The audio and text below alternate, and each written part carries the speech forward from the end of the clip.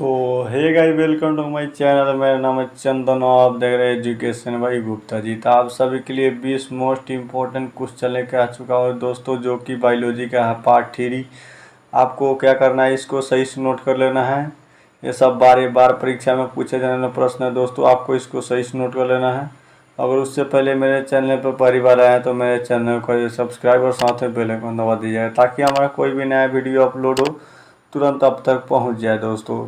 तो चलिए बिना समय गवाए वीडियो को स्टार्ट करते हैं। एक नंबर में आपको दिया रहा है, एक स्वच्छ मनुष्य में प्रकुंजन एवं अनुशीथिलन का दवा होता है दोस्तों। एक स्वच्छ मनुष्य में प्रकुंजन एवं अनुशीथिलन दवा होता है। नंबर में 120.80 और बी नंबर में 80.120 और सी में 80.100 और डी में 72.180।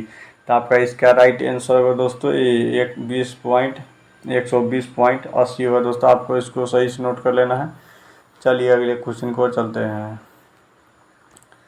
दूसरे नंबर में आपको दे रहा है, तांत्रिक तंतु की उत्पत्ति किस प्राथमिक द्वारा होती है दोस्तों। तांत्रिक तंतु की उत्पत्ति किस प्राथमिक द्वारा होता है।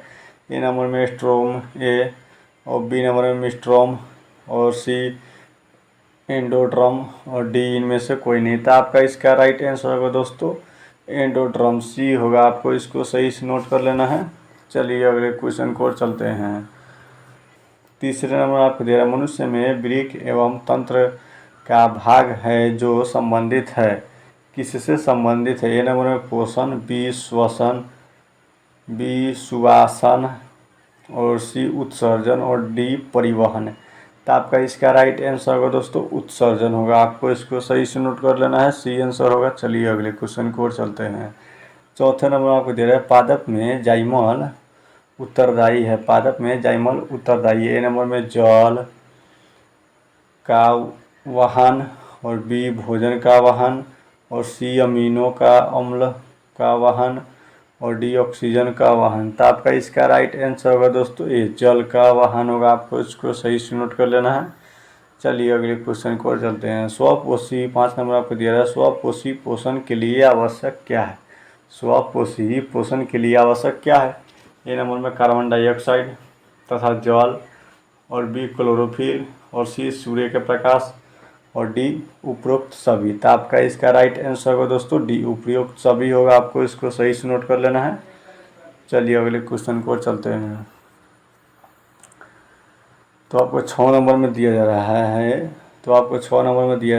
रहा है, पायरुवेट के विखंडन से यह कार्बन डाइऑक्साइड तथा जल ऊर्जा देता है और यह क्रिया होता है किसके द्वारा। आपका ऑप्शन दिए जा रहा है। ए नंबर में कोशिकाएं द्वारा में और बी माइटोकॉन्ड्रिया में और सी हरितलवक में और डी केंद्रक में। तो आपका इसका राइट आंसर होगा दोस्तों बी माइटोकॉन्ड्रिया में होगा दोस्तों। आपको इसको सही से नोट कर लेना है। चलिए अगले क्वेश्चन को चलते हैं। 7 नंबर में आपको दे रहा है, स्वपोषण होता है ए में कौको, बी हरे पौधों में और सी जंतुओं में और डी सभी जीवों में। तो आपका इसका राइट आंसर होगा दोस्तों बी होगा, हरे पौधों में होता है दोस्तों स्वपोषी। आपको इसको सही से नोट कर लेना है। चलिए अगले क्वेश्चन को चलते हैं। 8 नंबर में आपको दिया रहा है, इनमें से कौन सा प्रकाश संश्लेषण अंग है। इनमें से कौन सा प्रकाश संश्लेषण अंग है। ए में पत्ती, बी हरितलवक और सी ग्राना और डी स्ट्रोमा। तो आपका इसका राइट आंसर होगा दोस्तों ए पत्ती होगा, जो दोस्तों प्रकाश संश्लेषण के लिए मुख्य माना जाता है। पत्तियों में सब प्रकाश संश्लेषण होता है दोस्तों। आपको इसको सही से नोट कर लेना है। चलिए अगले क्वेश्चन को चलते हैं। 9 नंबर आपको दे रहा है, कौन सी क्रिया सभी जीवों के लिए अनिवार्य है। कौन सी क्रिया सभी जीवों के लिए अनिवार्य है। हमारे प्रकाश संश्लेषण, बी वाष्पोत्सर्जन और सी श्वसन और डी जलन।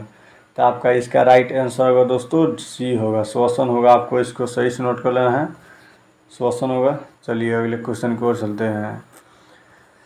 10 नंबर में आपको दे रहा है, कोशिका झिल्ली किस प्रकार की झिल्ली है। कोशिका झिल्ली किस प्रकार की झिल्ली है। नंबर में परागमय और बी अपरागमय और सी अर्धपरागमय और डी इनमें से कोई नहीं। तो आपका इसका राइट आंसर होगा दोस्तों सी होगा, अर्धपरागमय होगा दोस्तों कोशिका झिल्ली। अर्ध प्रागमय होगा, आपको इसको सही से नोट कर लेना है। चलिए अगले क्वेश्चन को चलते हैं। स्ट्रिक्ट किस वर्ग का एक कोशिकाएं जीव है दोस्तों? ईस्ट किस वर्ग का एक कोशिकाएं जीव है? नंबर शैवाल, बी कवक और सी जीवाणु और डी इनमें से कोई नहीं। तो आपका इसका राइट आंसर होगा दोस्तों बी कवक होगा, आपको इसको सही से नोट कर लेना है। चलिए अगले क्वेश्चन को चलते हैं। 12 नंबर आपको दिया जा रहा है। दही को जमने में निम्नलिखित में से कौन सी क्रिया होती है? 12 नंबर आपको दिया रहा है। दही को जमने में निम्नलिखित में से कौन सी क्रिया होती है? ए नंबर में अपघटन, बी प्रकाश संश्लेषण और सी किण्वन और डी उत्सर्जन। तो आपका इसका राइट आंसर होगा दोस्तों सी होगा, किण्वन होगा, आपको इसको सही से नोट कर लेना है।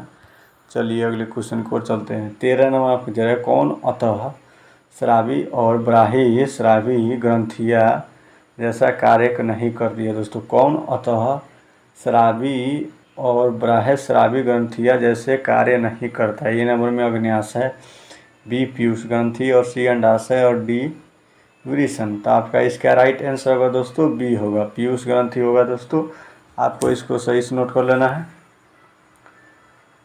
तो आपको इसको सही से नोट कर लेना है। चलिए अगले क्वेश्चन को चलते हैं। 14 नंबर आपको दे रहा है। पादपों में पाए जाने वाला वृद्धि हार्मोन निम्न में से कौन सा है? पादपों में पाए जाने वाला वृद्धि हार्मोन निम्न में से कौन सा है? नंबर में जिबरेलिन और बी एड्रेनालिन और सी इंसुलिन और डी थायरोक्सिन। तो आपका इसका राइट आंसर होगा दोस्तों ए नंबर में जिबरेलिन होगा, आपको इसको सही से नोट कर लेना है। चलिए अगले क्वेश्चन को चलते हैं। 15 नंबर में आपको दे रहा है। प्रकाश संश्लेषण द्वारा किसकी प्राप्ति होती है? नंबर में वसा, बी प्रोटीन, सी ग्लूकोज और डी प्रकाश। तो आपका इसका राइट आंसर होगा दोस्तों सी ग्लूकोज होता प्राप्ति प्रकाश संश्लेषण के द्वारा, आपको इसको सही से नोट कर लेना है। चलिए अगले क्वेश्चन को चलते हैं। 16 नंबर में आपको दे रहा है। वह कौन सा पराक्रम है जिसके द्वारा शरीर में ऊर्जा का उत्पादन होता है? वह कौन सा पराक्रम है जिसके द्वारा शरीर में ऊर्जा का उत्पादन होता है?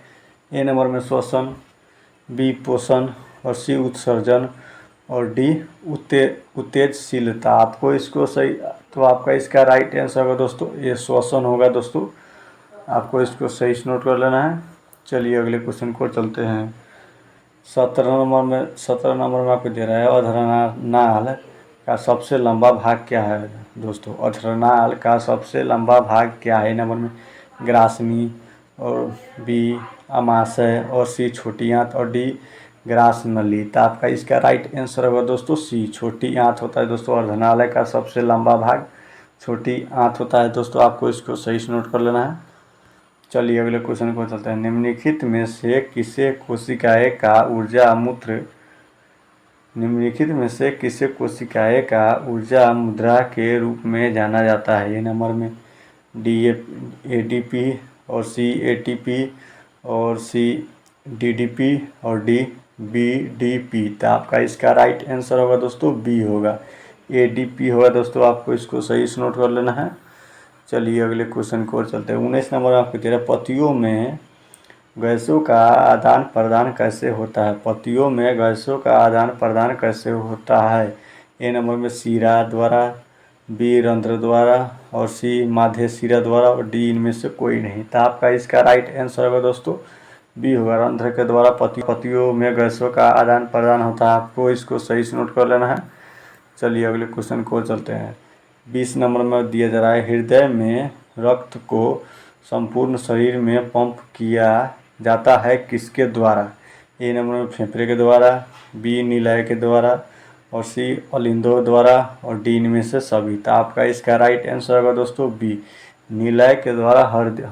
हृदय में सभी जगह रक्त पंप किया जाता है दोस्तों निलय के द्वारा, आपको इसको सही से नोट कर लेना है। उम्मीद करता हूँ कि ये वीडियो आप लोगों के लिए अच्छा लगा हो, और अच्छा लगा हो वीडियो कर दीजिए लाइक और चैनल को कर दीजिए सब्सक्राइब, ताकि हमारा कोई भी नया वीडियो अपलोड हो तुरंत आप तक पहुँच जाए।